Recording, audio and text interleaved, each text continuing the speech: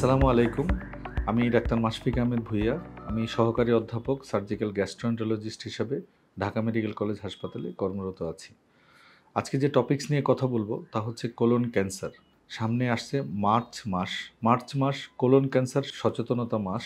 Colon cancer হচ্ছে কোলনে যদি কোনো ধরনের ক্যান্সার হয় তাকেই আমরা কোলন ক্যান্সার বলি এবং কোলন ক্যান্সার শুধু সচেতনতার মাধ্যমেই কোলন ক্যান্সার প্রতিরোধ করা সম্ভব। অন্যান্য ক্যান্সারের ক্ষেত্রে এই ক্যান্সারের একটু ব্যতিক্রম আছে, যেটা হচ্ছে কোলন ক্যান্সার সাধারণত পলিপ থেকে হয় এবং আমরা যদি সঠিক সময়ে কোলোনোস্কোপি করি এবং কোলোনোস্কোপির মাধ্যমে পলিপ শনাক্ত করতে পারি এবং কোলোনোস্কোপির মাধ্যমে বিশেষ সার্জারির মাধ্যমে যদি আমরা পলিপ অপসারণ করি, এই পলিপ আর কোলন ক্যান্সারে রূপান্তরিত হতে পারে না। এভাবে আমরা কোলোনোস্কোপি করে পলিপ অপসারণের মাধ্যমে কোলন ক্যান্সার প্রতিরোধ করতে পারি। তো আমি সাধারণত বলি যে কোলন ক্যান্সার সচেতন মাস না হয়ে এটা আসলে কোলোনোস্কোপি সচেতন মাস হওয়া উচিত। কারণ কোলোনোস্কোপি ব্যাপারে আমরা যদি সচেতন হই তবেই আমরা কোলোনোস্কোপি করার মাধ্যমে কোলন ক্যান্সারকে প্রতিরোধ করতে পারি। মানবদেহে যত ধরনের ক্যান্সার হয়, কোলন ক্যান্সার এর 30% পর্যন্ত কোলন ক্যান্সারে আক্রান্ত দেখা যায় এবং এখন তরুণ বয়সেও কোলন ক্যান্সারে আক্রান্ত রোগীর সংখ্যা বাড়ছে।